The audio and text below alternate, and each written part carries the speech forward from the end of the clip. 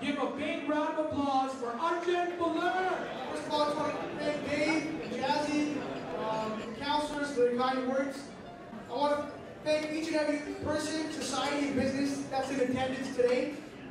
This night has been made that much more special with everyone's presence and support.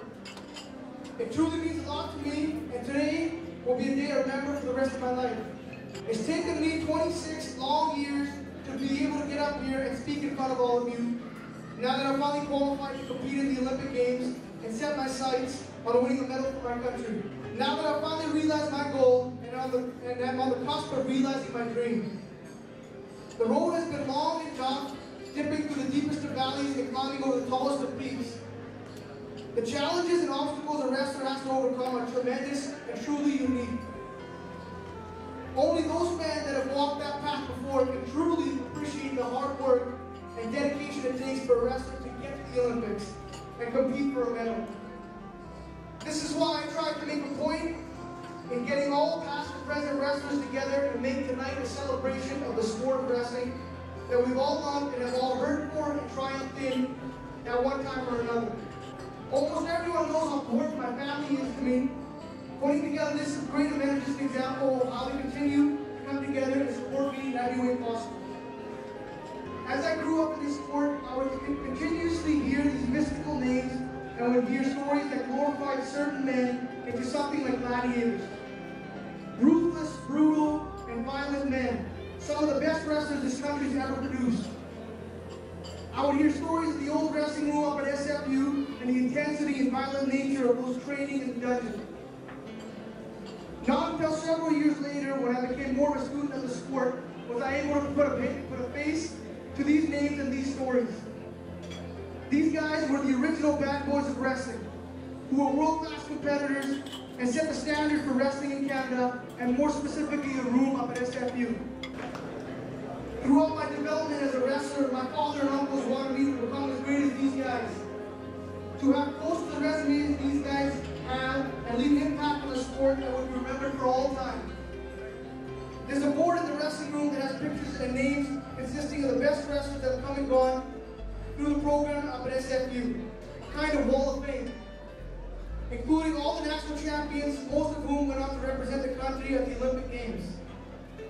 Since my first day up at SFU, I always looked up at that board in admiration. Although a lot of those wrestlers had come and gone, their names and faces stayed there forever. That was one of my proudest days as a wrestler when my name was put up there among some of the all-time best wrestlers. There's another more elite group of wrestlers that have been selected to be displayed behind a glass cabinet up at SFU. These are some of the SFU wrestlers that have gone on to successfully wrestle at the Olympic Games. There's no higher honor as a wrestler, I believe, than to be showcased here among some of the all-time greats.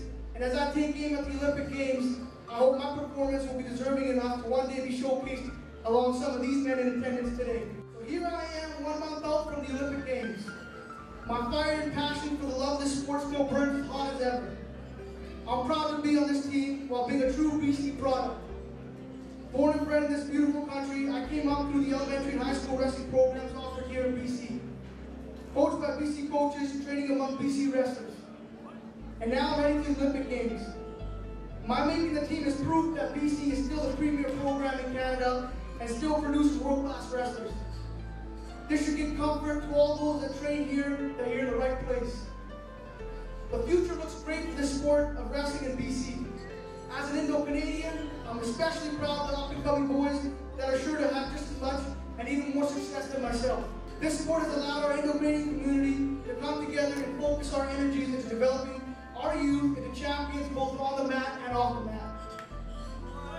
As I prepare myself and the rest of Team Canada, we're ready to go. We're prepared for the battle that awaits us, and we'll be ready when that day comes on August 10th, on August 11th, and August 12th. I'm going to be as honest as possible right now. We're heading into the game as underdogs. The smart bet would be to put money on the Russians, or the Iranians, or the Americans. In Canada's history, with men's wrestling, we've only had one gold medalist, but he was here from BC. He would wrestle in the same room we do. He trained under the same coach that we have. So we're definitely in the right place. That's the beauty of competition. You can look at all the stats, all the graphs, and work out all the odds. You can study all the tape you want and work out percentages for who's expected to win it all. But when that whistle blows, you've got to go out there and earn it. Especially in this sport, nothing is given to you. That's why you compete, to prove the odds wrong. To show all these people who said you couldn't do it, you prove them wrong. You prove them wrong by winning. There's always guys that refuse to back down, that refuse to accept defeat and concede victory to their opponents. Usually these guys are referred to as stupid or crazy or delusional because the overwhelming odds stacked against them. The beauty of this sport is that when that whistle blows, it's you and your competitor, one-on-one, man-to-man, engaged in an ultimate struggle with everything on the line to see who the better man is on that day. All of those odds and bets go out the window.